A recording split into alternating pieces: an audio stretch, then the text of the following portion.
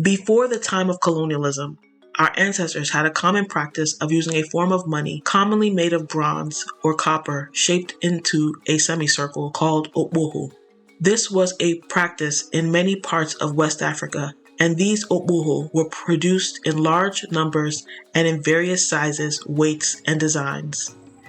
The Nsibidi symbol for wealth looks like 4 of these okboho of various sizes stacked together.